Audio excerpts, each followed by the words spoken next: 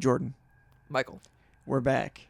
Last week, we talked about the Nintendo Switch 2. Yes, we did. It was another amazing discussion. Of course. And this week, we're switching things up. We're talking about the Nintendo Switch 2.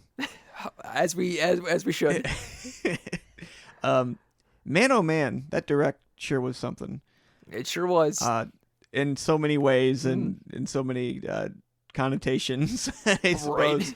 Right. We have to start with the elephant in the room. Mm-hmm. It's what everybody's talking about. It's what everyone is sort of tired of talking about, yet And still... I'm tired of hearing people complaining about it, but they're going to till the end of time. And here's the thing. I don't even necessarily disagree with them. Yeah. But it is dominating the conversation. Mm-hmm. So let's just get into it. The pricing on the Switch 2 and I guess more specifically the games. Yeah. Switch 2, it's $450. I remember you sent me that and I went, ooh. As of now. As of now. We'll get to that in a second. Yeah. So just assuming $450, right? I guess. That was more than I was hoping for. I was hoping it would come in at around $400. Yeah, I was too, but like $450, I'm like, it's fine. Yeah. Like it's a little higher, but like it's still within the range I was expecting. Yeah, exactly. Yep. So I was okay with that. The game prices are more disappointing, especially for physical. Getting that extra like about $10, I think it is. I still I'll talk about this now, but like because I know for me at least, like the only like true $80 game is just Mario Kart. Yeah, I'm not really gonna count the Switch 2 editions. Yes, personally. yeah. I think that's fair. Yeah, but I know everyone keeps saying like 90 for physical for Mario Kart, but I have not seen that anywhere. Interesting. I wonder if that's more misinformation. Yeah, because there's a lot of people that are saying that, and like that's one of my biggest axes to grind about this, because I think I've seen like what like Paul Tassi or whatever from Forbes like say something about like about 90. I'm like I've not seen any like official statement or anything. Like, I wonder how much of it is making these judgments based on the pricing in other countries too. That's what I'm thinking. There is more like European prices are out there and floating around, but because of I think they aren't really sure what they're doing with America right now. There's not as much information for us to go off of. That's also possible, because I know obviously like I know Canada prices they're always like higher as well. Yes. Like number wise, because like their dollar's like worth like a lot less. Mm. From what I've seen, it kind of breaks down like this. You got $450 for the Switch, Mario Kart 8. I guess going off the digital edition anyway is like $80. Donkey Kong $70, and the two Zeldas are $70. Metroid is $70. Oh no, Tears is $80. Tears is $80. That's right. Metroid is $70 though. I haven't seen anything for Metroid or Pokemon. Okay. Well, I haven't seen Pokemon either. Is Kirby? Kirby and Mario Party are both $80. Okay. Here's the thing. That isn't great, but if you own the games already, it is much cheaper. Yeah, because the way I look at it is that, like, well, first of all, Nintendo never drops their damn prices on their games. So, like, it doesn't surprise me that they're still full price games. Yep. But essentially, for those upgraded ones, it's like the base game, which is usually $60 or in Tears' case $70, plus the additional like upgrade cost. Yeah. So it's only an extra like $10 or $20. And the nice thing about Zelda, at least, not to defend Nintendo too much, because I do wish this shit was cheaper. Yeah.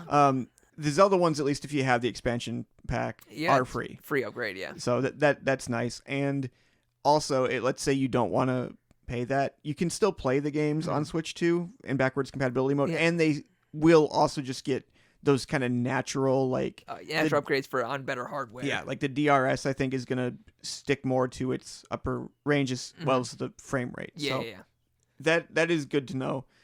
But yeah, it is like if you were just hoping to jump right into the Switch 2 ecosystem, not having any sort of Switch games in your back catalog already, it is a pricey proposition. Yeah. So then of course, we got to talk about this because it is the real question mark in this whole pricing situation is the tariffs. Yeah. And it's hard to get into it too much because the situation is always developing. Volatile, yeah. I just saw today that there might no longer be tariffs on Vietnam and Taiwan potentially, which could at least fix the Switch 2 pricing. Right. We'll have to see, but it's... We really don't know. Yeah, I'm like, I don't have enough knowledge, especially about tariffs in general, just to like see. And it was like, well, briefly go over yeah. some of that. Just touch on it. I mean, the big thing, right, is that it delayed the Switch 2 pre-orders in the U.S. only. And only in the U.S. Which that tracks. Yeah, so it makes sense, and that's why I said for the base the system price for now, because it potentially could change because could of go it. up. I could go really up. hope not. Yeah, but that would suck. It would.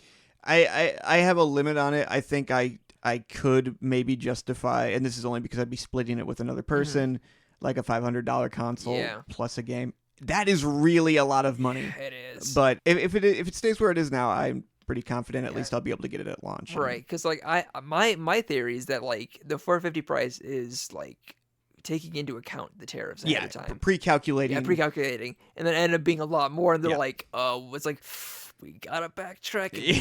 We really don't want to, but yes. I feel like that was kind of they maybe should have waited a day or two.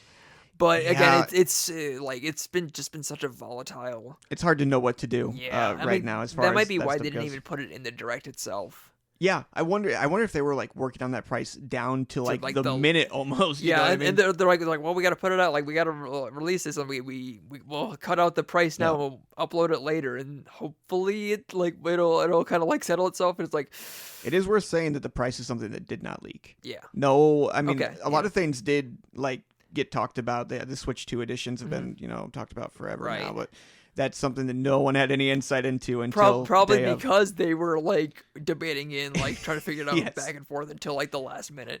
So that's generally our take on the price thing. But you did have one particular thing you wanted to talk about with respect to price, and that is the Nintendo Welcome Tour. Oh, yeah, it doesn't surprise me, but it's another pack-in game that should be free. We don't know how much it is either. Yeah. If it's $5. Okay, I can do that, but 10 maybe. Anything more than that is kind of don't. I'm not doing that. Then, it looks kind of neat. I don't know if you checked out much of it. I saw a little during the direct. I didn't watch the treehouse, any of the treehouse gameplay for it. Yeah, but it looked like a cute little tech demo basically. The one that I think is kind of fun is a Super Mario Brothers 1-1 level that's inside of it, where it renders at the native SMB1 resolution, its original resolution, and then it expands the level to fill a 4K display. That's sick. Which is pretty fun. I do like that. I'll have to look at that later. Yeah, and so it seems like a lot of fun things, but the scope of it would have been kind of nice if they took the Sony Astrobot kind of route and I've got my new console, what can I do with it? Oh, here's all the fun things you can do with the Joy-Con. Yeah, instead of hey, give us an extra $5 or $10 so you can play this thing. It's fine, I guess. Oh, Nintendo. Yeah. Oh, Nintendo. Game key cards. Let's talk about that next, because it's the periphery of the Switch 2 discussion, I suppose. It's outside of the realm of talking about the fun stuff. Right. It's still in kind of the nitty gritty, kind of we got to talk about this. So here's the deal with what Nintendo's doing here with the game cards. They're coming in two varieties now. As far as we know, there could, I guess, technically be a third version. It's yet for us, we don't fully understand. But you have two options, and it's kind of similar to Switch 1. You either have the cartridges with the entire game on the cart, or you have these game key cards, what they're called, which are sort of like a replacement for the much maligned code in a box, or other games that have part of the game on the cartridge. Sort of like the BioShock games. BioShock, LA Noire is another big one. I've seen. There's a handful of other ones. It wasn't a very common.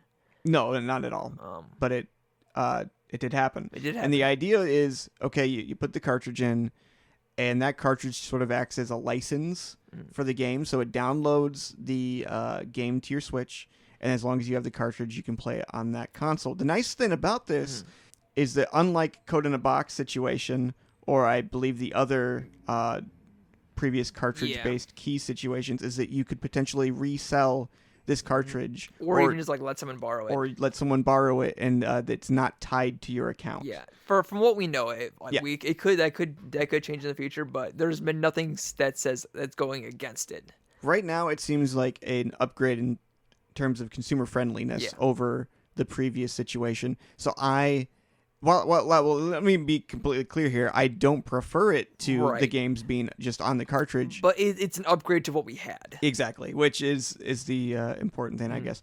You mentioned that to me before we started recording that Bravely Default is one of the games that's It is. getting this. Now, that was one of the most unimpressive looking Right. titles in the entire Direct. You said it's a positive that it's or a potential positive side for Yeah. game key cards. So the way I talk look about at it, there's three reasons why they're doing the key in the card.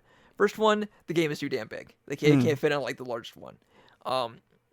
Second of all, it's more that like they can't really compress it too much. Okay. And then I guess the third one is more like for budget games. Sure. So like they wouldn't want to they probably aren't expecting it to sell a whole lot, so they don't want to like, invest in like a bigger cartridge size. Okay.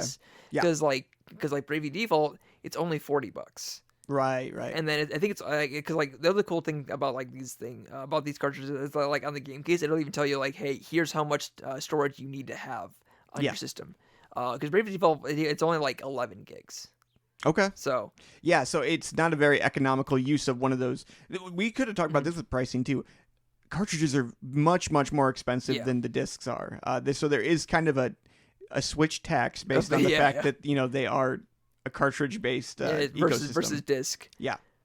Because I want to say they probably would have had to go like a 16 gig cartridge. I'm assuming. I don't know like the cartridge sizes they would have to do, but so basically the idea is that it's a economical and resource efficient way to get these games to like market on have shelf space essentially. Pretty much without having to and not expecting it to sell like a whole crap ton of numbers for it.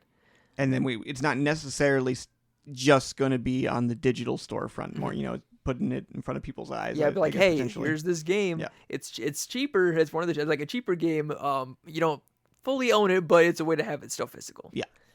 Yes, yeah. So, I mean, it is an improvement in my eyes. It's I definitely, in a perfect world, everything is all on the cartridges. Right. I'm probably gonna avoid them personally as much as I can. I might even see there's like import ones that are that'll have like an English option that are full on cartridge, which I don't know if they're gonna do that at all. Yeah. But I'm hoping that'll be the case for Bravely Default at least. But it is worth considering. But yeah, because I know the other main one we've seen that's been announced is Street Fighter 6. Is that the game key card one? Yeah.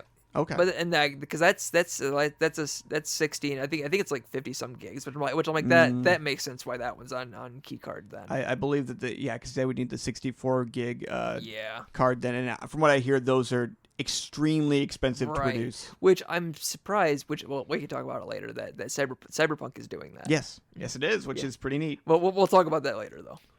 I think that wraps up all my thoughts about the game key cards.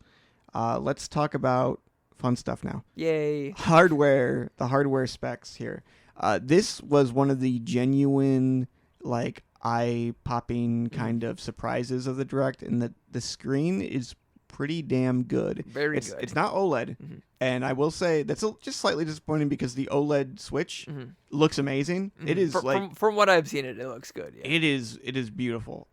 But this is still like great and has a leg up on the Switch One OLED in many regards. It's 120 hertz, which I never would have expected. It's VRR, right? Yeah. Which should we talk about what that is real quick? Yeah, the variable refresh. Variable refresh rate. So this is going to be huge for Switch 2 games because we can still expect there to be like performance issues relative to the other consoles, especially when talking about third-party ports. Yeah.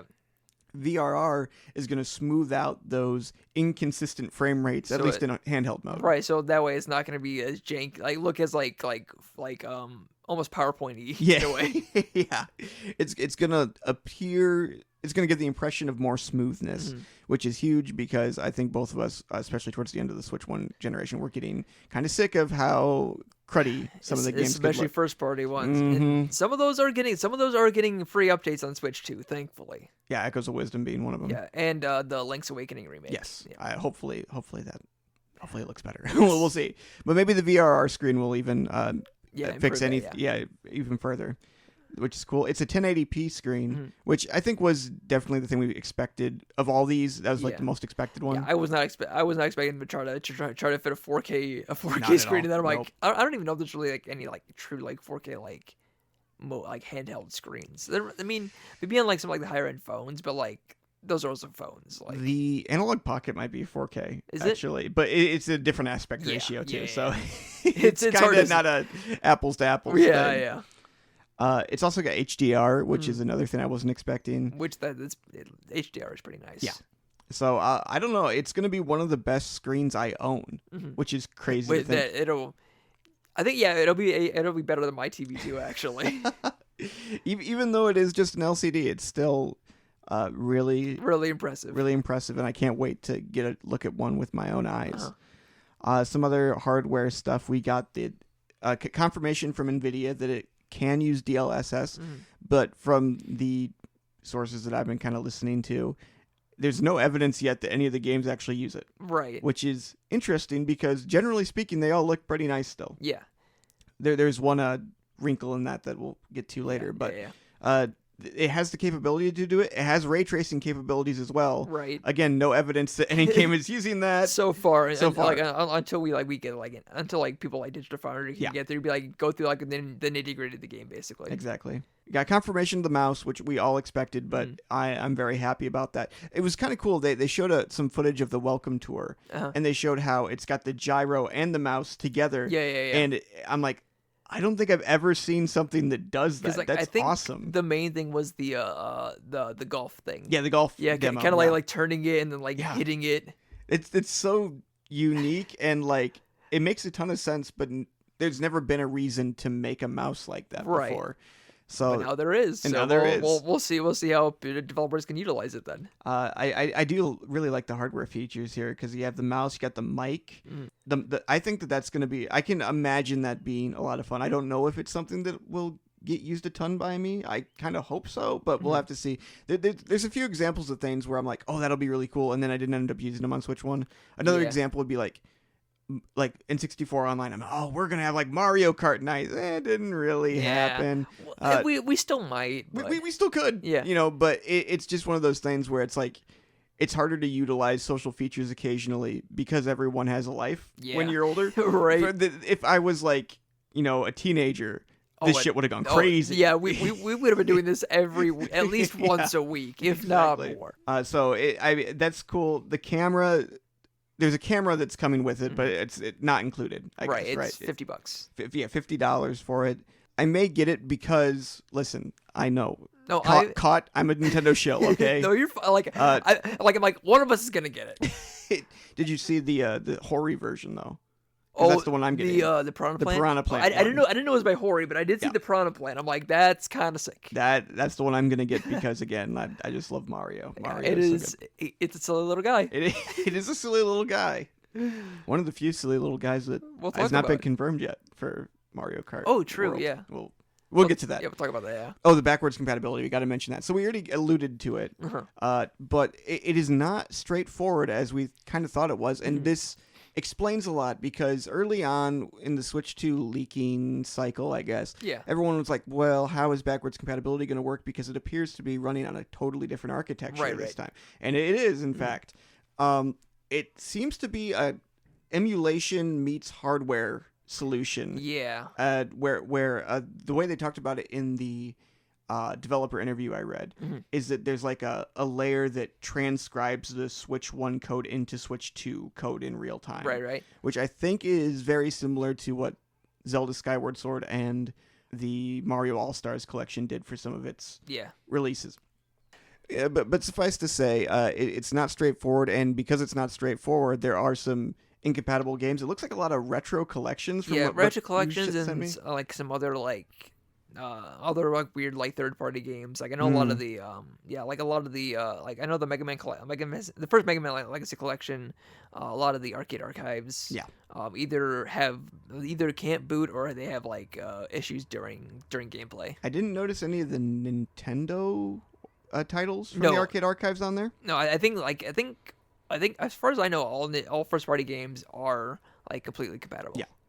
Which makes sense. Yes, you would hope, right? Yeah.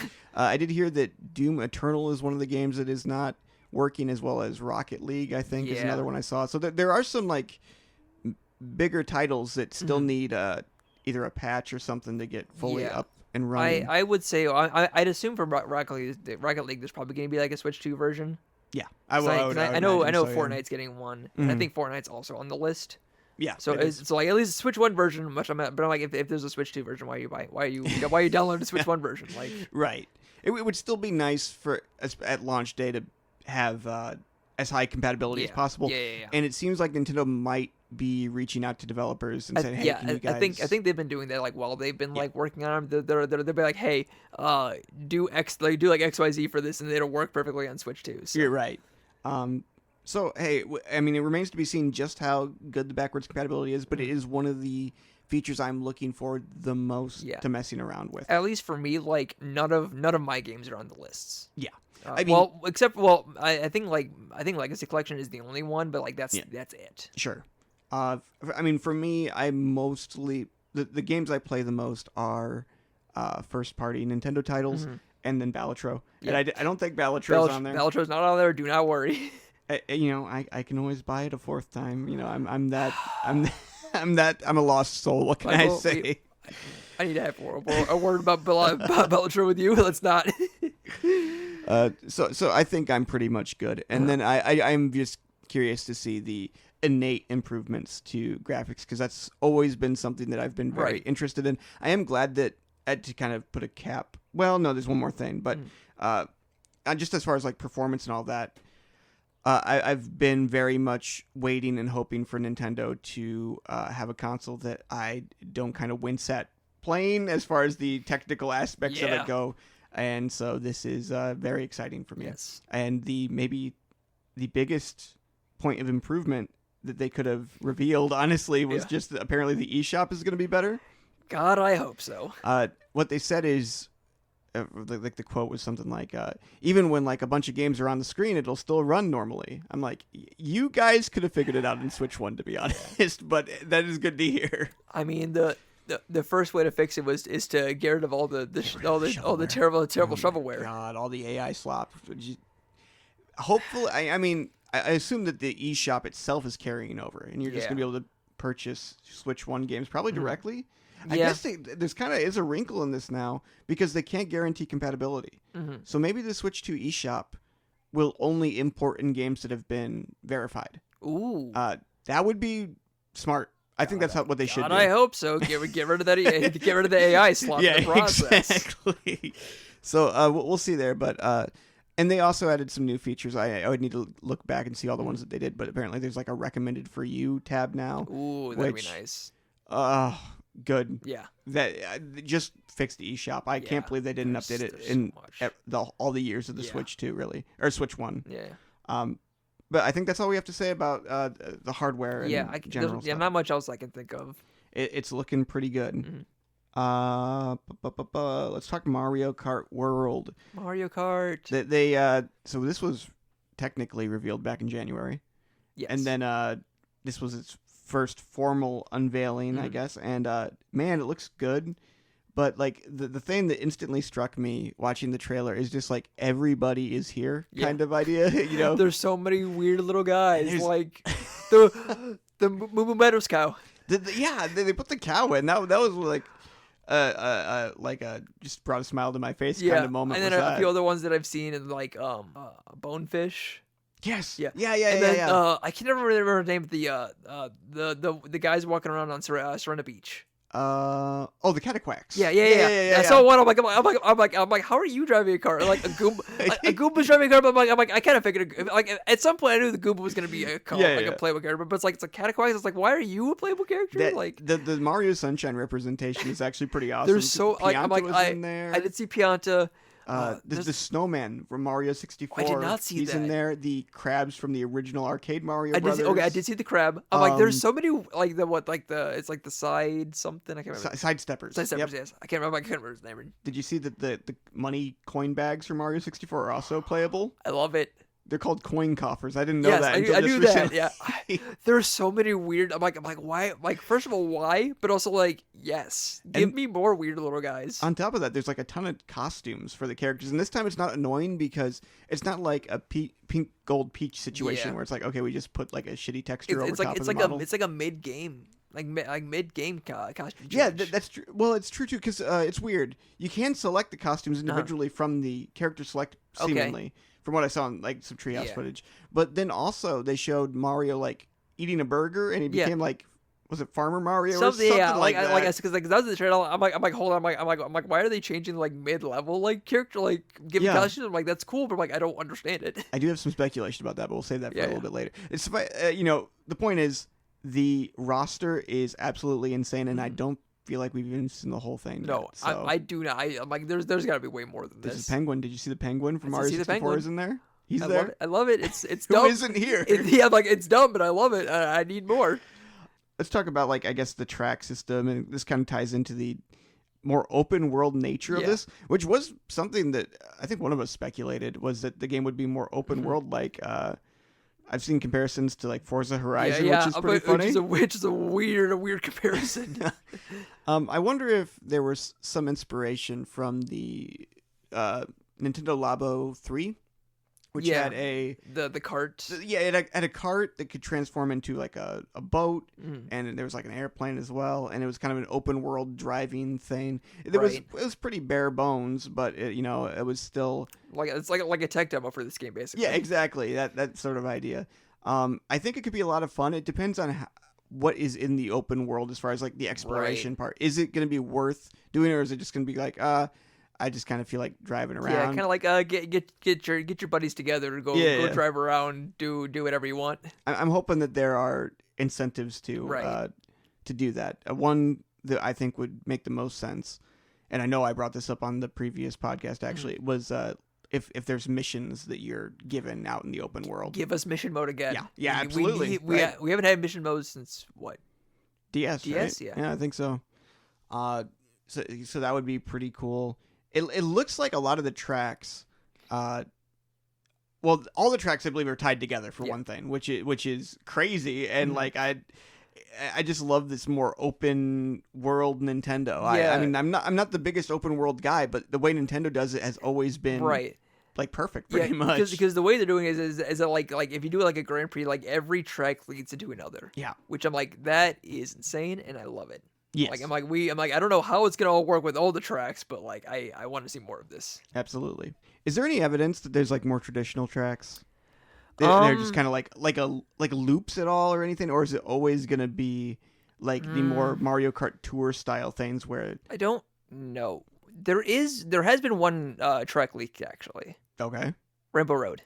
Oh, really? Yes. I didn't hear about this at all. It was. I want to say it was also on the Korean website. But like we didn't see anything about it. We just saw like on the world map. We just saw like Rainbow Road. Like I only saw like a very very zoomed in, like incredibly low, like bit crushed, like low res version of like. But it's clearly Rainbow Road. Yeah. I don't know if it's like a loop track or if it's like a all straight. So I don't know how it's gonna look like. But we do know at least Rainbow Road's gonna be in it, and that could be one of the more traditional levels. But well, we'll see when the game comes out anyways. I didn't catch enough of the treehouse to really be able to know these things, but my intuition, I guess, just going off of the footage, was that a lot of these courses are more each lap kind of develops the course more rather than your kind of more standard ones, which I could see some people having an issue with that.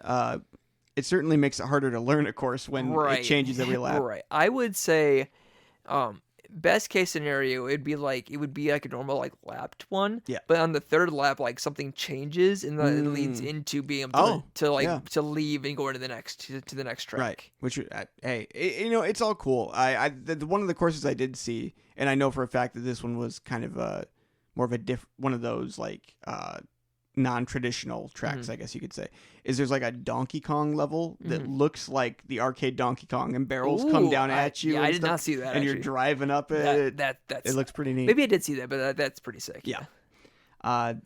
Let's talk about some of the gameplay stuff here. The biggest one is the addition of like you can now rail grind and you can wall jump, which is like wall jump is insane. Like what are we doing here? But like I love it.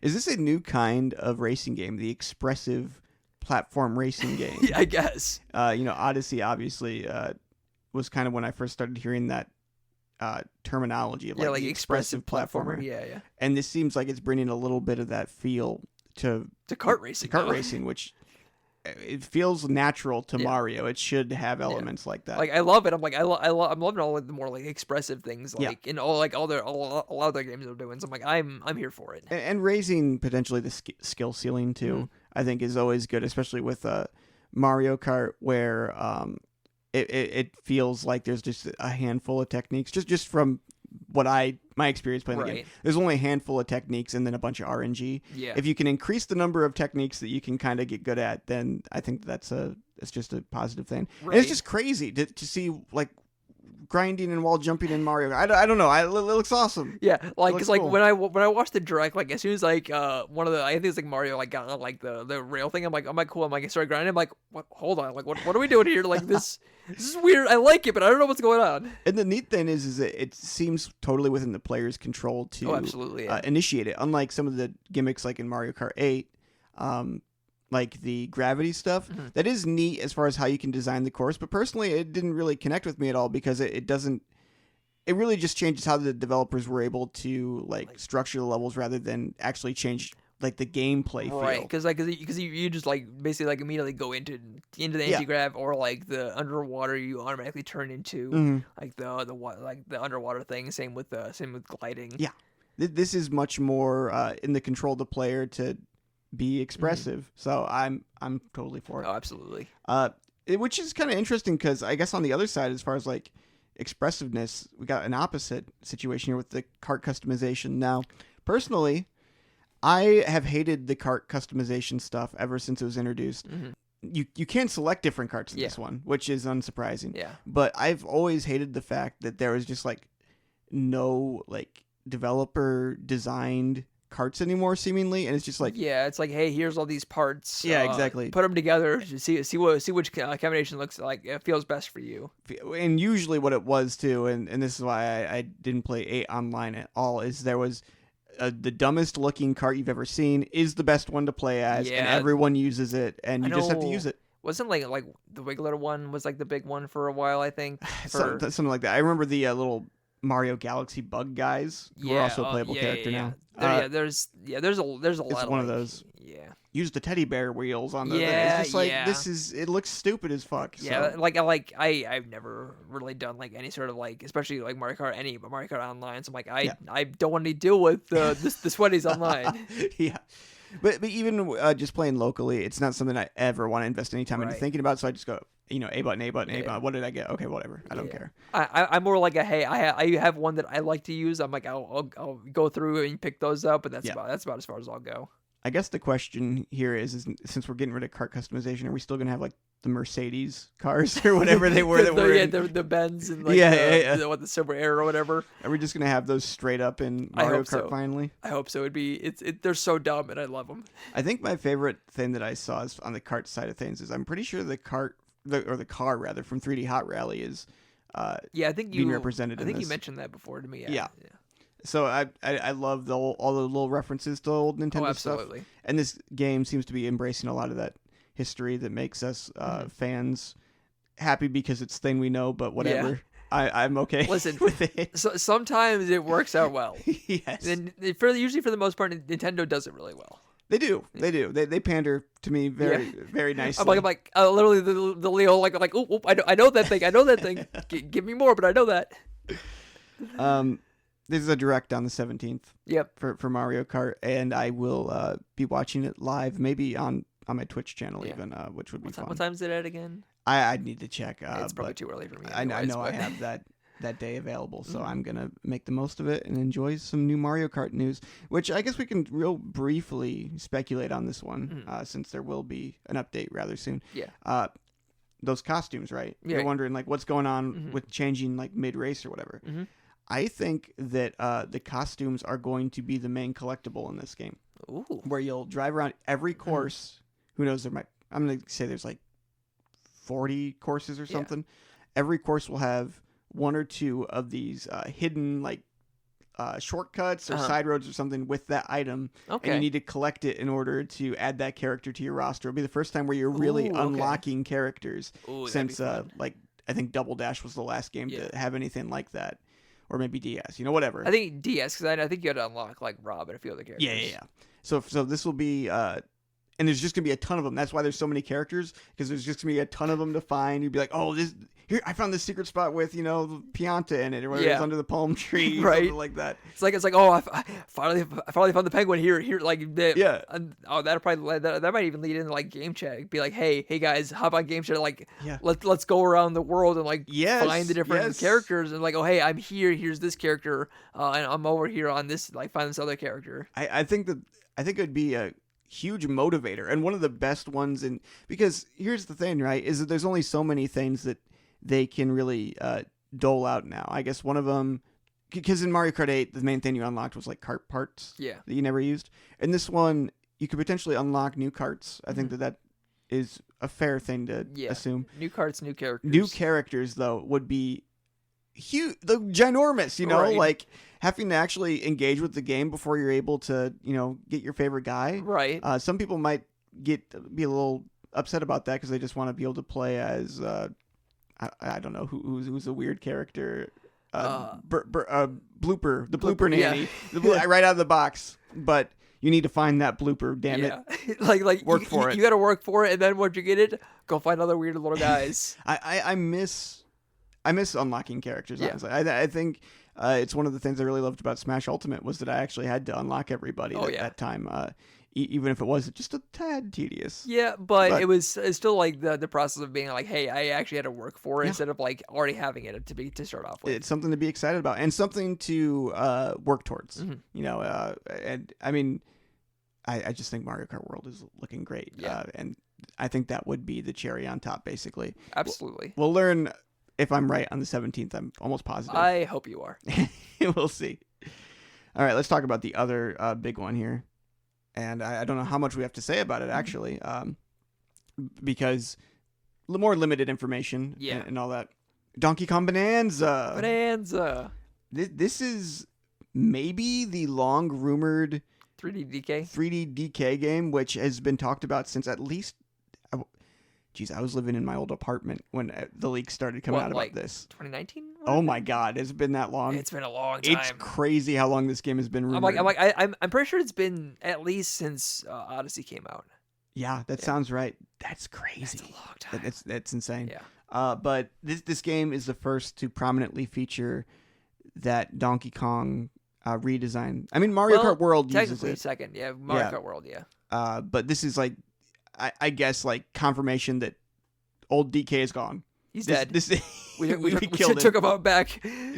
We're going for that new hybrid design that splits the difference between the Rare design and Miyamoto's kind of original illustrations. And, it's controversial, but here's what I will say, is that Nintendo's not just trying to sweep Rare Donkey Kong under the rug. Right. This game still has a lot of that Rare Donkey Kong era influence in it. And personally, I find the redesign to be very charming and also expressive. Expressive, yeah. Like the his facial facial expressions. Like they've seen the trailer, like there's a huge range of expressions. I'm like, this is way more than we've ever seen DK like emote before. And I'm not like entirely sure why he needed a redesign. Yeah. Like I don't know the reasoning, but I don't think it's a bad one. Yeah. It might just be because they want to kind of match the movie a bit closer. Yeah, kind of like emulate it a little bit. Which is fine by me because I don't think any of the designs in the movie were especially like awful or anything. I was fine with it in the movie as far as the designs go. Mm-hmm. I don't know if they got Seth Rogen for this one though. I think any confirmation on that? He might have been out of the office that day. So, but like the Rare stuff, like Cranky Kong's back. We saw that. Espresso is the ostrich's name. That character's back. And then like the alliteration was also returning. Like the the thing on the mountain, like when he went down, is like it's like the I don't remember the name of it. Like when the trailer first started, like there's like a thing on the back that has like a name on it, has like it's like Ingot Isle. Yeah. Like it's very much like evocative of like well, like the little eyeballs on the guys too. That too. That was kind of rare. Like, so like there's still a lot of influence from Rare still. And the biggest one is there's a side-scrolling section which looks straight out of Donkey Kong Country. Right. I saw some people talking about this online where they're talking about they even replicated the gradient skies from I didn't notice the that. SNES games. I'm like, That's yeah, that really does sell the whole thing Absolutely, as being authentic to those Rare games. So I'm happy to see that Nintendo, although we may never see King K. Rool again as an antagonist, I'm glad to see that they are at least not like pretending that Donkey Kong Country never happened, because those are some of my favorite 2D platformers. Yeah. What else? The destructible environment thing? That's crazy. I never would have expected to see this. It's so weird, and I video love it. game. I guess I'm loving it. Yeah. I think I've heard comparisons to Red Faction, which is not something I know a ton about. Okay, I've played very little of Red Faction. It's like that's like a much more limited version of this. Where like you can like blow up walls and stuff. It's like it's not anywhere near like you can like destroy literally everything. It's weird because it seems like you can just like punch into a wall in this game and just like go through it, and there might just be things in the wall. Yeah. Like I haven't seen freedom like that outside of like Minecraft, but unlike Minecraft where everything is like blocks and not like hand designed, it's all like hand designed. Yeah. You can just lift up parts of the ground and use it as a weapon. One of the cool things I saw is like they even had like on the Nintendo Today app where like he like destroys a block and like they went into like photo mode, like all like the like all the debris like looks like little like bundles of bananas. Oh yeah, they had the rotating thing they did on the Nintendo Today app. It's so cool, and like it's like little banana bundles. I'm like that is so detailed. Like I'm like, how would you even like be able to notice that unless you literally have to pause like mid debris thing. I'm like, that is insane. All the little details look so good in this. So you mentioned during our Mario Kart World discussion that the Nintendo Korea or whatever accidentally leaked some Rainbow Road stuff. Right. They were just like on a roll because they also leaked seemingly. I guess this could be a different character, but it looks a lot like. That Pauline, right? Yeah, like a young version of Pauline. Perhaps the origin story. We'll know how she got up on that girder. Well, maybe, but also Cranky Kong's also in it, correct? Oh wait, that's true. And canonically, he is the original Donkey Kong. Yeah, so we don't know what's going on here. There's a lot of weird things going on. Well, I think the interesting thing too, from what I saw, is that the little rock character that Donkey Kong has on his shoulder is in the like game box key art. Okay. But not in the key art with Pauline. It's gone, and Pauline is there. Interesting. Is the little rock Pauline? Is this gonna be like the most insane backstory for a character ever? Like there have been many Paulines, and they're all weird, like rock weird creatures. Rock that would be the most insane thing to happen. I would love that because it's just weird. I'd be kind of behind that. I'm like, what are we doing here? But like, I love it. But like, what? Okay, cool. Let's. I guess this is how we're doing this. Yeah. I don't know if we got a ton more to say about it other than I see influences from Odyssey in terms of like the mission structure is kind of like explore the level and there's something hiding in here. I'm gonna go check that area out. Oh, okay, there was it's called like Banandium, which is pretty funny. Those are like the moons, more or less. And then I also see a lot of Breath of the Wild / Tears influence as well. Kind of like, hey, it's like a huge open world. Huge open world. Do whatever you want, basically. The just kind of like the visual language of some of the, like the grass and stuff kind of gives me Breath of the Wild vibes. The minecart section reminded actually me more of Tears of the Kingdom than it did of like Donkey Kong Country necessarily. So that was kind of interesting. I hope that they're able to stick the landing. I think they will be able to. Yeah. I have a lot of faith in 3D platformers from Nintendo. I can't remember the last time there was a bad one. It'll probably be the best DK 3D platformer as well. Not a hard bar to clear, but yes. It is not a high bar, but it's funny that they're referencing DK 64 at all in it, because when you pick up Banandium, it says banana. It does. I did hear about the banana. Yeah, that's crazy. I love is it. The honestly. DK rap gonna make a return? Make a new, updated, and also good DK rap, like as good as the original one. not the terrible remix versions. Yes, yeah. Oh god, like they were in Melee and stuff. Yeah, so bad. Yep. Waiting with bated breath for this one. Very happy that it's really not too far off. About a month after the Switch 2 launches. Yeah, it's in July. So, assuming that we're able to afford one and that society hasn't collapsed right over Switch 2 pre-orders, we will be able to talk about that one and play it. Probably. Absolutely. My early prediction, one of these two games, Kart World or Bonanza, will be Game of the Year. But I could see it. Well, I guess we'll see. Yeah. Let's talk some about the Switch 2 editions. We mentioned earlier the pricing, which I gotta say, you actually made me feel a little bit worse about it. After you were talking about how it like Tears is $80. I'm just like, oh brother. Yeah. But that being said, I think for people who for like in the case of Metroid Prime 4, I'm just gonna be getting the Switch 2 version of that.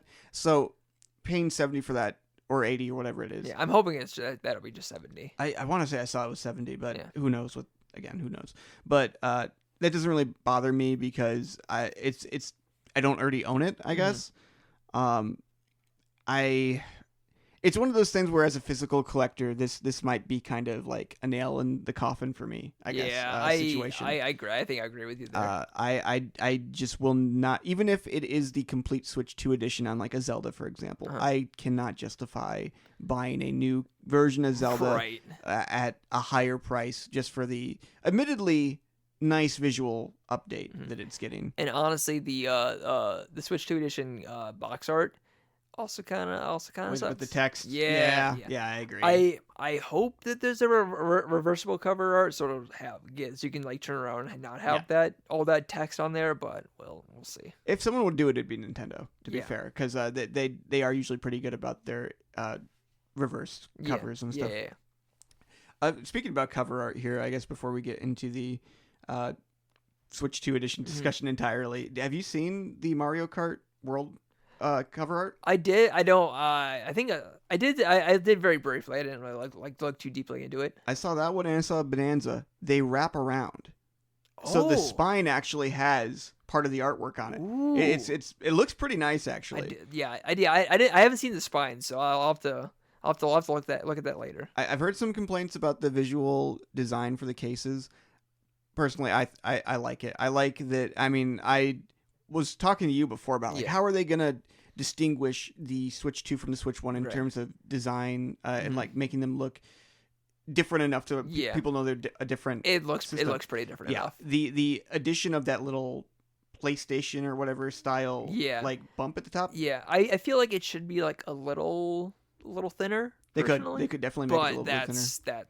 At that point you're kind of just nitpicking basically. Sure.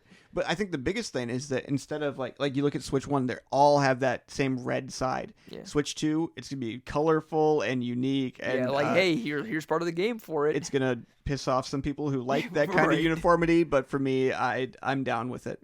Anyway, Switch 2 editions. Yeah. So Metroid Prime 4, this genuinely surprised me. 4K 60 and 120 FPS at 1080p. Yeah. I did not think we'd see resolutions that high. Especially at launch. Yeah, especially at launch and especially at 60 frames per second. Like, I could believe 4K 30, absolutely. Yeah, but 4K 60, that's... I mean, even PS5 and the Series X struggle with that sometimes. And granted, it is a game that started off on Switch, so getting that extra boost is... not out of the question, but I think it does show Retro's like mastery of hardware, right? Because even Breath of the Wild's update doesn't go that extreme. No, not at all. This is a late gen, technically impressive Switch 1 game that is more impressive than the Switch 1 launch title, updated everything. That is cool, and also it's adding mouse controls, which I've been hearing varying things about. Yeah, whether or not they're good or bad.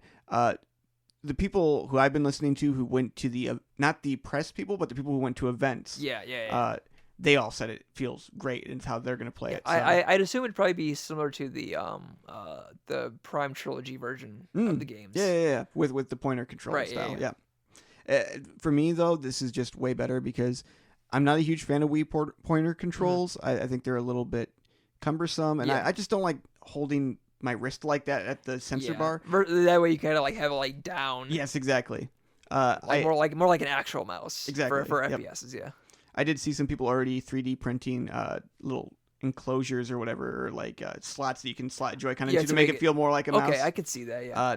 I'd be down for that, Mhm. dude. Balatro on Switch 2, it's gonna go crazy with the mouse controls. It's gonna go nutty.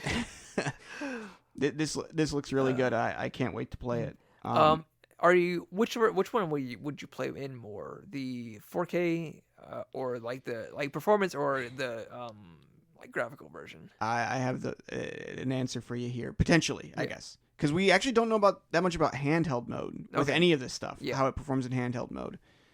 And I should say that performance, listen, it's going to be pretty good, but it's not out of the woods entirely. I did see, for example, that DK Bonanza has some, and it's not out yet, but it has some performance drops. It's mostly 60 FPS, but it's not perfect. So disclaimer. Fair, But ideally what I would do is 4K 60 docked and then 120 FPS on that handheld, screen. Because I don't even know if I have a TV that supports. Fair, yeah. I don't even know if mine does. I'll have to. I have the box for my TV still, but I'll have to to see whether it actually supports like 120 hertz. Yeah. But I mean, I would. I've never played a game at that kind of frame rate, so it's really exciting to even think about it. It's cool. I'm glad that we have both options. It's cool to be in an era of Nintendo where I feel like we're getting serviced technically in the same way that Sony and Microsoft fans have been for a long time now, as far as performance and quality modes. So it's neat. We got the Zeldas. These I'm gonna check out simply because they're gonna be free to me. Same. So cool. Do you know if they're there at launch? Yeah, they are. Yeah. Okay. It also gives me a bit of an excuse to go back and play them and probably go through the rest of the shrines and stuff. Yeah. That's totally fair. And make it easier to find all the rest of the Korok seeds too. I'm gonna say, are you gonna use the new app that probably they added, which has a Zelda GPS? Yeah. I don't know if I want to have like the voice portion on to like listen to it, but I'll still like look over and be able to actually get the rest of the Korok seeds. Then it's crazy how much outside of the game development effort is going into the Switch 2 edition to like create this whole app. I guess they're really anticipating that people really want to revisit them. Yeah. So, I mean, it's kind of a good incentive, especially if you never did, if you never like bothered to get them all the first time around. Well, we have a mutual friend who still has yet to play. I think he owns Breath of the Wild. He still hasn't played it. I don't even think he's opened the case, like unwrapped the case yet. Last time I saw the case, it was still in the shrink wrap. Going to be a pretty decent investment at this point. So I don't know. I will definitely at least check them out, probably especially Tears of the Kingdom. To see that new higher fidelity 1440p, I believe is the resolution, and 60 FPS. And then just to be able to use the ultra hand or whatever. And like not above 20 frames a second. And not have it drop to like teens of frames. Honestly, that game could be ugly frame-wise sometimes. So this is exciting. But they should make it a lot smoother and look way better. I wonder if it'll actually, because I had, we've talked about this before, but with Tears of the Kingdom, I played it a ton like the first 2 weeks it was out, and then I went, I'll play it some more tomorrow, and then I never did again. That's fair. Is this going to be what kind of sucks me back into the Breath of the Wild? Did you ever finish Tears or no? I beat it, yeah. Okay. I did beat it. Okay. I just never, after I beat it, I was planning on doing more like of the side quest stuff, and then I just kind of didn't. I feel like I was kind of the same way. Like I think I played it for longer, but I think I ended up kind of being the same way. Having prettier, nicer graphics to look at, that is going to be an pretty thing. I like looking at nice things, Nintendo. I'm glad that they're finally understanding that. Something that is getting a Switch 2 edition, but I don't know if I'd necessarily call it pretty or nice to look at. Right. We got Legend ZA. It'll run better. It'll, yeah. Asterisk. Still runs terribly. Yeah. This is not to offend the Pokemon fans too much, but it is one of the ugliest looking games I've ever seen as far as the Switch 1 version. I mean, you could say that. You could say that about a lot of the Pokemon games. Yeah, and unfortunately. Coming from a former Pokemon fan. Yeah. I mean, I'll probably still get Legends ZA because I do like Totodile and I want to have him as my starter. Sure. But my expectations are bottom of the barrel. At the very least, the Switch 2 is like just the extra hardware grunt is going to hopefully reduce the really bad frame rate problems that something like Scarlet and Violet had. And that's also getting a free update too. It is. I hope that is better. Yeah. That game. It's hard to talk about that game because the technical issues go far beyond just the performance. Yeah, there's. I mean, I've had issues since Sword and Shield with Pokemon, and like a lot of it is still like very much in the same boat, like same vein, same thing. And I'm like, just let them take more time to develop more games. Please, yeah. And like it's more of a Pokemon Company problem than a Game Freak problem, but we should have a larger discussion about that. That's that might be a whole episode. Topic, yeah. But the thing about Legends ZA is that of all of the update Switch 2 edition games, it's the least impressive. It's the least impressive. It's the one they've said the least about. If you go to the page, there's only 2 lines of text, better frame rate, better resolution, doesn't specify either. Whereas something like next topic, Mario Party, that tells you, hey, it's 1440p in the new one. And also, here's a whole brand new game mode. Right. That also utilizes like all the features. Yeah. I play both the mouse and the camera. Mm-hmm. The camera is giving such Sony iToy vibes. Absolutely. And I might be the only man on the planet who actually liked the iToy a whole lot. I never had the iToy, so I don't have any opinion on it personally. That predated Connect, and I think I just played it at the exact right time where I have a ton of iToy nostalgia. I probably would not like it too much today. Right. I mean, hey, let's hook it up and let's play iToy. Yes. Maybe I should stream iToy stuff. Yeah. But no, this looks like a kind of a better version of that. It doesn't look as cumbersome and stupid as Connect kind of was. But the real like gem as far as the camera goes is it just looks like you can be more of an asshole in Mario Party now to your friends. So it's like you can like emote the face. It's like hey, like kind of like give like shit eating grins basically. It's like it's like you idiot. So it's like I'm the victor here. that the potential is incredible for that. I can't wait. And then the other new mini games that just make use of the mouse control. Mario Party's always doing amazing stuff with its mini games. Right. And in this new return to form era of Mario Party, I'm down for that. I think that Mario Party is a perfect place to experiment with motion control and stuff. Actually, it's supposed to be kind of funny, goofy. Yeah. So, it's cool. It's like don't take it seriously. Exactly. You're just there to have a fun time. I have not picked up Jamboree yet on Switch 1, so this is probably the way to do it. Yeah. Right? And then lastly, as Switch 2 editions go, we have Kirby. Kirby Forgotten Land is my second favorite Kirby game, and it only isn't first because of nostalgia reasons. Yeah. Which one's first? Is it 64? I figured. Yeah. I love 64. Which I still need to play both of them. I've played some of 64. Like I haven't finished it, but I played some of 64. So I've gotten some experience with it. Don't worry. I'll finish it. Yourself. Listen. Look at my backlog again. Yeah, tell me what I need to fix. Like I'm working on it. But Kirby, this has got a whole new set of levels that they're adding. And we only saw, I think, the first one. Nintendo Today app again, breaking some news, was showing off like a little playthrough of that like first level kind of. Oh yeah, interesting. Man, that Today app really is cool. Yeah, I'm liking it way more than I thought I would.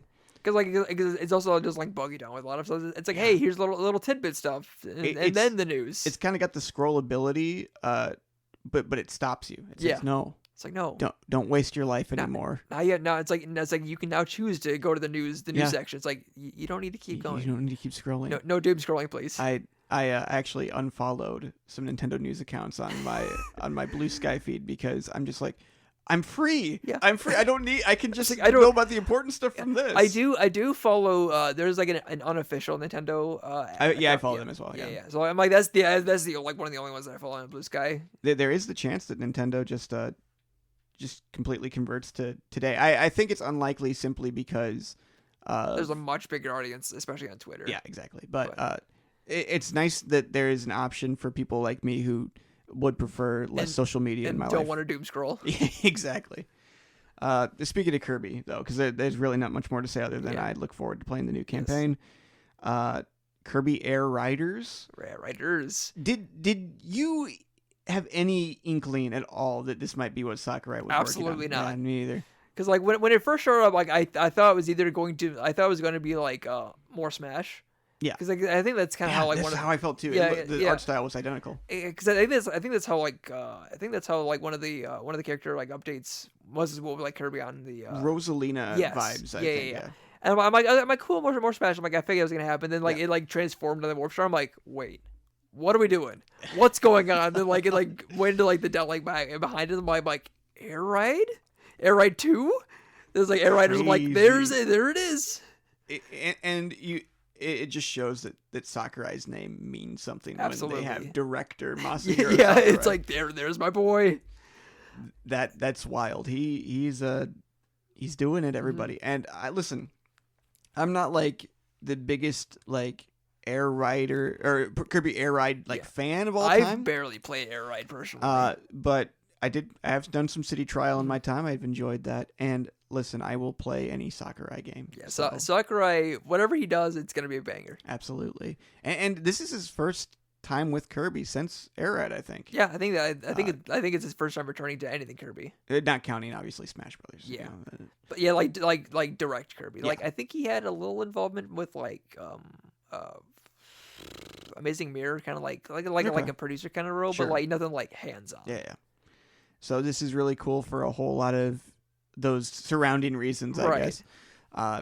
But we only got a cinematic trailer of this one. We didn't see any of the gameplay, even though it's coming out this year. Mm-hmm. So I wonder if this is more of around a holiday. I would assume so. This does also kind of mean that potentially Smash Brothers is a long time off for Switch, which I think is a little okay. Yeah, I know. I actually agree because you got Ultimate. Yeah. You know, you can still play Ultimate on Switch too. Yeah. Assumedly, I don't know if was that pegged as one of the free update games. No, not that I saw. I wouldn't be surprised if at some point it is, but like at least like not out of the gate, anyways. It is potential that we actually get a Switch 2 edition of Ultimate too. That as well. Maybe like a complete edition with all the characters together somewhere down the line. And if they really want to, you know, Sakurai's done with everything. You know, add I don't know. Waluigi, put him in there. Prince Beasley. That's my. Yeah, there you go. Listen, give me some more Superstar Saga representation, and I'm happy. Yes, absolutely. Anyway, so I mean that could be disappointing to some people. I know that you're a big fan of the game Kid Icarus. Yeah, Uprising. I was saying, like, I really hope. I mean, hopefully, like, if Air Rider does well enough, like, he can he'll have time to work on like either a sequel or like a remake or a port of Uprising. Were you disappointed that his project? Because we've known that he has been working on something for a while now, but were you disappointed that it wasn't Icarus? Not really. Yeah. I figured that one's probably still a ways off because like it's that's more of like a cult hit than the actual like. Cause I don't know what the sales were on that. I don't think it was crazy, especially because like the weird controls. Yeah. But I'm hoping like he still has some fondness for that. He'll go back to it at some point. All right. I think we got two more first party adjacent titles here.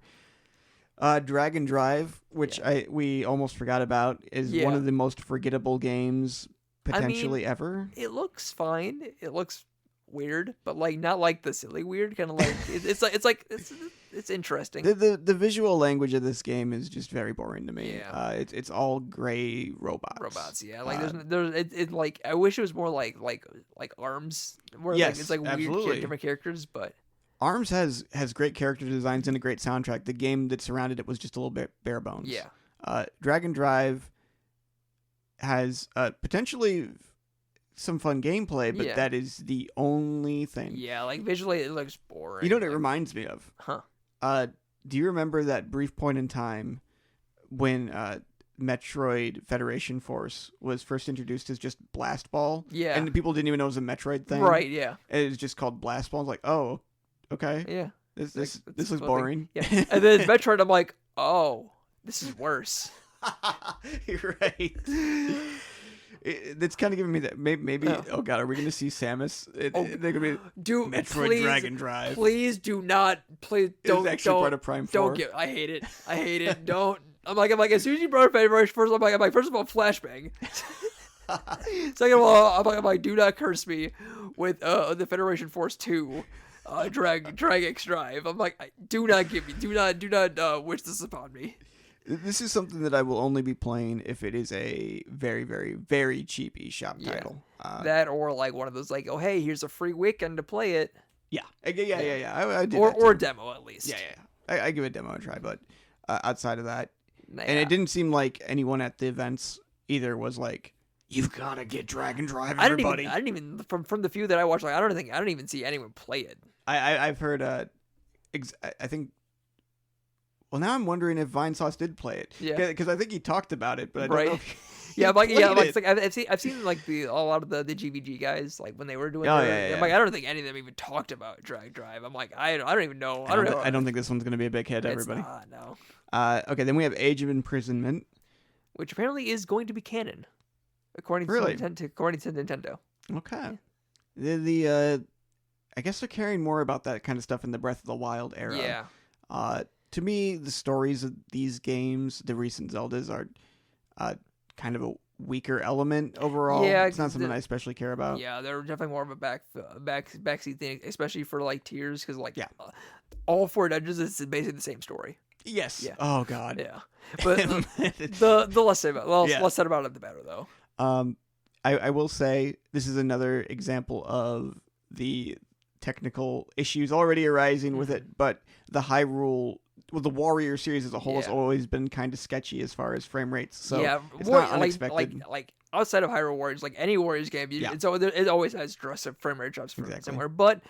That's also not really the point of the games. It's very much like hey, here's like a shit ton of enemies, go kill them all. Absolutely. And I did notice some popping. Here's the thing, this will make the third Hyrule Warriors game on a Switch family console. Uh-huh.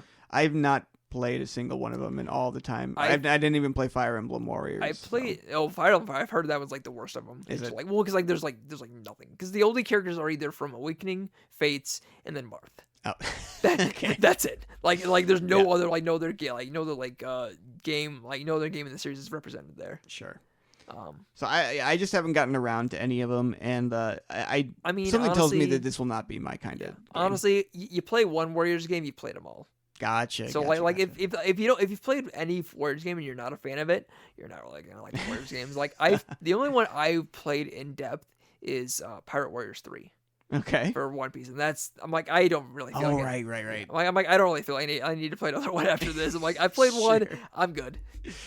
I didn't even buy it either. Someone gave it to me as a gift. Oh, so, really? Yeah. Okay. So yeah, I mean, it's cool that Nintendo continues to partner with Koei Tecmo though, and maybe these partnerships will eventually lead to something that's just a little bit more at my taste. Yeah. Last up, Nintendo's stuff. This isn't really anything new necessarily. It's GameCube emulation on Switch. Right, which we all figured was going to happen at some point. My main ask here at this point is I would really appreciate it if Nintendo would allow people to turn off those borders in 4x3 games. Yeah. And just have pure black, because when you go widescreen, it covers up all that crap anyway. Yeah. So just let me turn it off, because I don't like the little bubbly kind of gray. I don't get why it's there. I don't either. It's probably a way to be like, hey, you like be like an announcement like, hey, you are playing on the Switch still. You're not actually playing playing a drug game. You're playing it through like this app or whatever. Yeah. But I simply don't care for it. Let me turn that off at least. Yeah. I've heard varying things about performance. Mm-hmm. Everything I've seen has looked pretty good. Yeah. But I think I heard the GVG guys say that F-Zero GX did exhibit at least one, you would almost not call it a frame drop, but a pause. Okay. Which isn't great. Yeah. We'll see how it performs overall. It could also still be in like the final testing phase too. Yeah. So. Yeah. I'll say this: it definitely looks more like GameCube than the N64 games looked like the N64 at launch. So. Which that's another thing. Apparently, they're gonna have like filters on Switch too for N64 games. Really? Like CRT filters and stuff. Oh, yeah. Interesting. Which I didn't know about that. Yeah, I think they only announced like I think it was on. I don't know what it was on, but like I think it was like a recent announcement that they put out about it. Okay. And apparently, it's only going to be on Switch too as well. The Switch one must really struggle with N64 to some degree, I guess. Hopefully, that whole situation also improves just in general on Switch too. Mm-hmm. I think I heard the input latency is also really good for GameCube emulation, which is nice. Yeah, I'm hoping that it'll have automatic support for the GameCube adapter. Yes. Yeah, Yeah. I would that I is would a big I would question. assume so Yeah, because I would since as they're well. doing like the GameCube NSO controller. Which is confirmed to have analog triggers. Nice. What? I was hoping so. Yes. I guess they were actually in talks about including analog triggers on the Switch 2 Pro controller, Oh yeah. but they decided not to, and I'm a little bit disappointed about that. But Yeah. it's okay. Yeah. You know, as long as we have an option Right. to get that, a new option Mhm. to get that analog functionality, that's pretty neat. Mhm. The games at launch are Wind Waker, F-Zero GX, and Soul Calibur. And you also said that I guess Strikers seems to be a Maybe. launch title. Well, it still says TBA like elsewhere, but like it was in the little bit of the day one Treehouse footage that I saw. Like it was one of the 4 games. And I've seen it at the events as well. Yeah. So I mean that's a good reason to assume it would be. Yeah. It still might not be. Would be, but it'd be weird if they had it playable and not have it be at launch. But we'll see when it comes out in a couple months. Now, maybe I should save this for the very end, but I'm not going to, because this is first party related. Yeah. But here's some speculation. Because why is Mario Sunshine not there? It's curious omission. Yeah. For 2 reasons. A, the game will already be playable on Switch 2 technically Right. through All Stars backwards compatibility. Secondly, that CRT filter for GameCube, which I did see, the little icon for it is a screenshot from Mario Sunshine, which is odd if the game's not on there. Why is it missing? I'll tell you why, Jordan. It's the same reason why a 3D Mario was not released or shown off or anything. It's because they're saving it for the 40th anniversary, which I think is next year. Or they're saving it for the 40th anniversary announcement later in the year. Yeah, then. I could see that. And then we're going to get the huge Mario blowout. I think I told you how I had a dream about the Nintendo Direct, and then they announced 18 new Mario games. You did tell me about that. I'm like, that is insane. That's going to happen in real life. Mark my words. I believe you. And that's why we're kind of Mario light here. You know, you can put Double Dash on there, Sunshine, what other? Luigi's Mansion maybe as well, which is the one I'm really hoping to play. No, it wasn't. Wasn't it confirmed? It was confirmed, yeah. But I'm just looking forward to playing it on because that game just always looks great. No matter where you play it. Yeah, exactly. Personally, I was kind of hoping for a Switch 2 like Luigi's Mansion RT edition, because I think ray tracing on that game would go insane. But you know, we can't get everything we want. Yeah. Regardless, I think overall, I'm just very happy that we have GameCube emulation finally, and it might mean that we're getting Wii. Right. Eventually and too. you can also play some games and not have to spend like $200 on them. Yeah. Fuck you, scalpers. Yeah, Coliseum, Gale of Darkness, Path of Radiance. Give me Cube of War, we're all set. Yes, absolutely. It's a good excuse for me to actually play Cube of War as well. For sure. Oh, that's so true. Yeah. In this era of GameCube pricing. All right, I think that wraps up the all the first party news that I can think of. So we're on to third party stuff, and this is where we'll probably have a little bit less to say, but still some stuff to say. We got some From Software stuff. We got Elden Ring and Duskbloods. I've not been FromSoft pilled yet. I have not either, so I don't have a whole lot to say personally. I have been wanting to play Elden Ring though because I have seen one of my friends start off as like a FromSoft skeptic, and then get obsessed with it. Like he is full. He is deep in the sauce now. So that I don't know. That's a very high recommendation for me in a way, I guess. And then for Duskbloods, like I just think it's funnier because like it's basically just Bloodborne 2. Yeah. But legally they can't use Bloodborne. Right. This one I've heard it's weird. Apparently it's supposed to be PvPvE. That's what I heard. They put out a this new thing they're doing called Creator's Voice, I guess, where they're talking with various development partners and interviewing them, and that was mentioned in there. I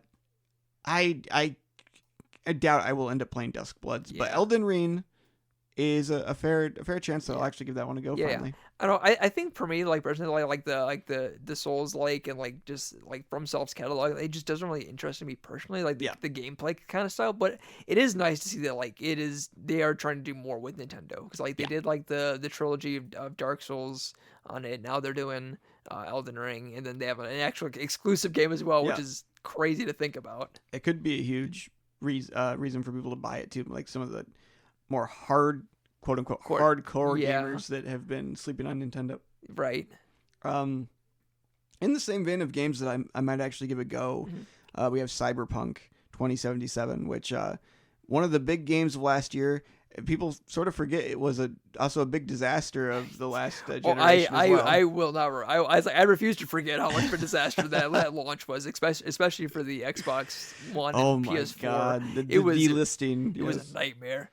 But it has always been kind of cool with its aesthetics, and I've only heard that it has gotten better since that's one. What It's actually a very good game now.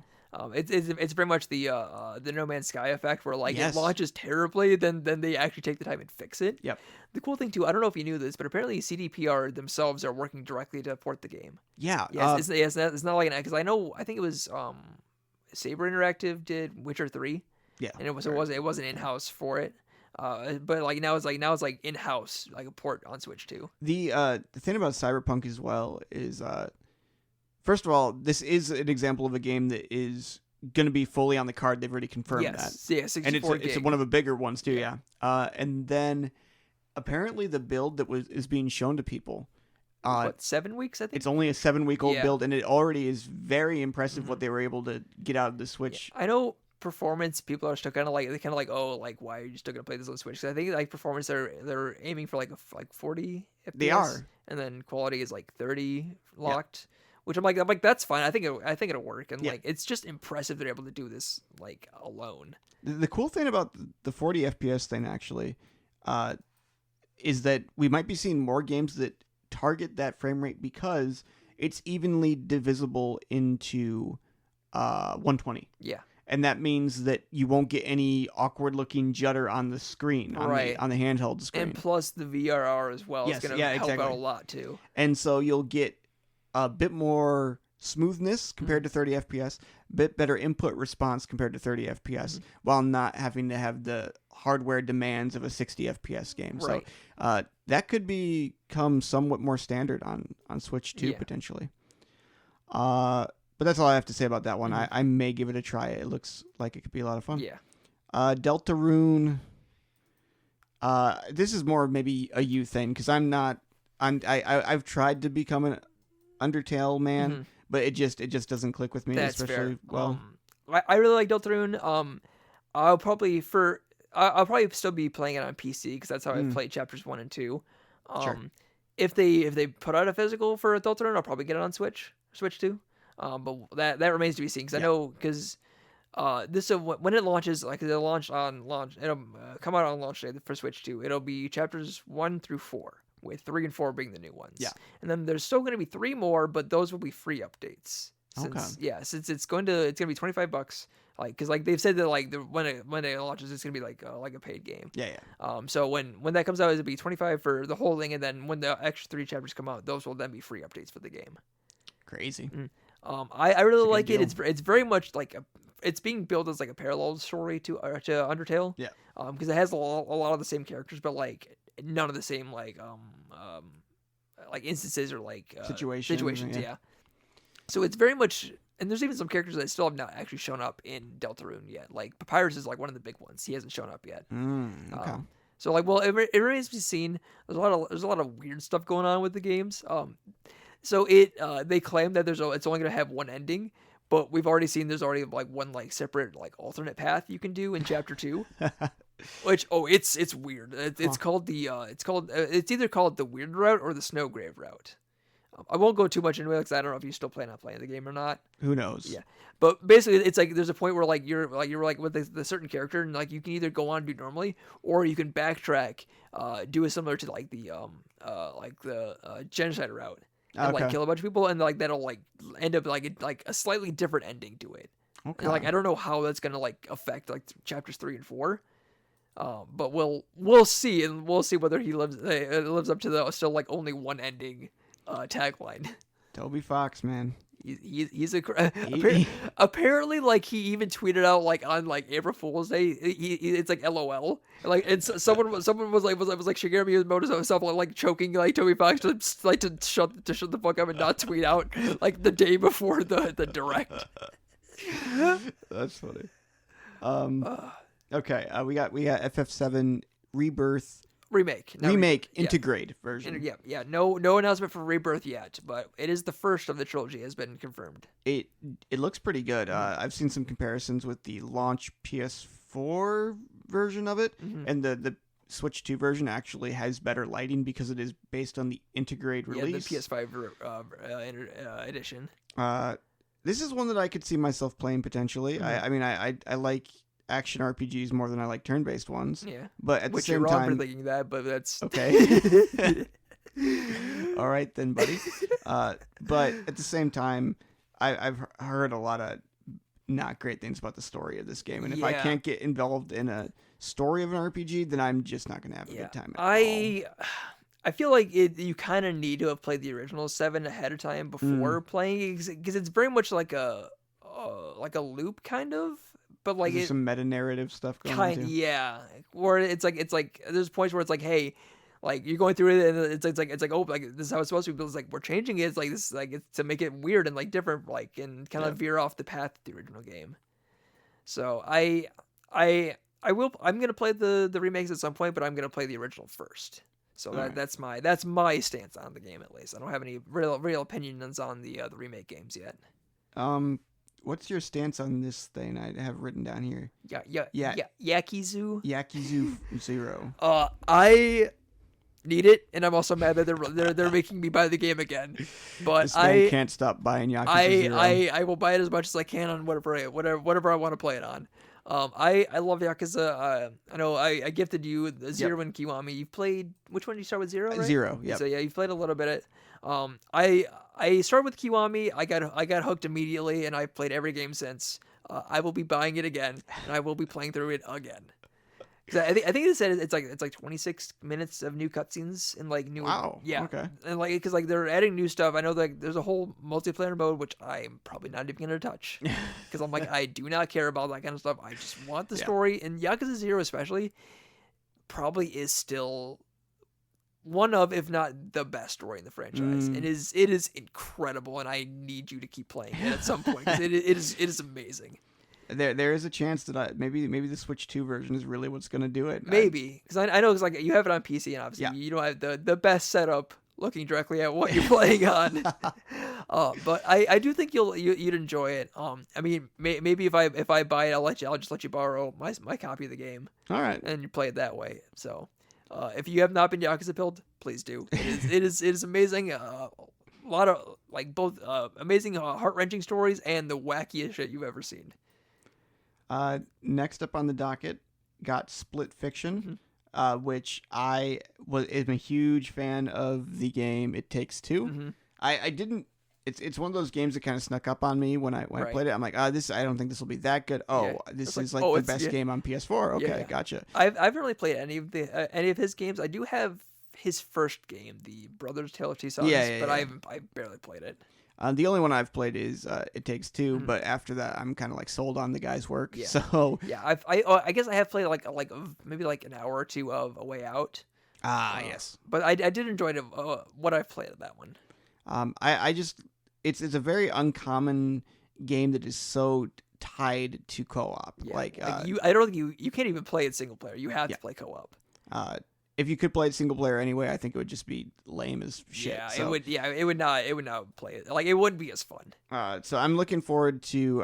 This is a game I wanted to play regardless of what console it's on, and now it's going to be on one that I'm definitely going to get. So that works out. Up next, just a brief mention: Silk Song made a very rare appearance. Like 5 seconds, 5 seconds in the scissor reel, but we saw it. It said it's coming out 2025. They claim it's 2025. We'll see whether it comes out this year. This game will never release. Mark my words. I had messaged a different friend about it. I started playing. Then Michael here, he's like, why would you do that? Like, why would you give it hopes up? I'm like, listen, they said themselves it's coming out this year. I'll believe it, but I'll put the clown shoes in the hat on if I have to. It is like this is ascended to like Duke Nukem Forever levels of like never being released at this point. Not quite Half-Life 3 though. Not yet. No, not yet. Not yet, but the gold standard for that sort of thing. Give it a few more years and we'll The last two games I want to mention here aren't two that I'm especially interested in whatsoever, but they are potentially a glimpse into a dark future of Switch 2 game and ports being misrepresented in some degree. That is Star Wars Outlaws and the Tony Hawk 3 and 4 ports for Nintendo Switch. So, or Switch 2. The Tony Hawk one is really what kind of got me started on this, where the trailer for it looks incredibly impressive. There's like the reflections in the water, for example, looked really good, and it's all being rendered at 4K. And then it came out after the fact that was not actually running on Switch 2 at all. It was running on PC. So why are you showing me this shit? You're just lying. So in my viewpoint, that is basically a lie. What you did with that trailer. I think because the game's not out yet, so maybe maybe that's just what they're doing for all releases of the game. Whatever they're doing, I think that you should be showing the game running on the hardware that you're advertising. You're not wrong. I'm not trying to define it. I'm just trying to say like that might be the reasoning. That could be. It's a terrible reasoning, but that's what I'm thinking. And similarly speaking, Star Wars Outlaws, there's a lot of reason to believe that footage is also not legit. And that game already has problems on the real next gen consoles. So. I mean, the first problem is that it's Ubisoft. You're so right, though. But like just as far as technical ones, all right, fine, separately. and so them showing that like it transitioning that's where they transitioned to the Switch 2 in handheld mode. And they're showing it. A lot of people are skeptical, I think, for good reason. So hopefully, everything actually looks as good as has been implied. But we'll see. I guess even not as good, but is being accurately demonstrated right. for the user. So is that everything there is to say about Switch 2? Have we done it? I'd say so. We're looking now, I think, toward potential for something dropping in June. Obviously the console releases in June, but maybe like an E3 quote unquote time direct. Right. We'll lay out the roadmap for the rest of the year. Maybe like end of May, maybe even like right before this comes out. It's potential. Yeah. There's potential for it. That remains to be seen, but you can bet that we'll be back to talk about it probably. I mean, we've only missed one Nintendo Direct, I think, on this show. I think so. We missed the one that was right before this. Yeah. I mean, we could talk about that, but that's... No, thank you. Yeah. There wasn't much to say. Yeah. Tomodachi Life and Rhythm Heaven look good, though. Yeah, I'm like, Rhythm Heaven, like, I want to play it. I love Rhythm Heaven. I need more of it. Yeah. But yeah, I think we done did it. So. Hell yeah. That's all for us. We will see you guys in the future. Goodbye. Bye.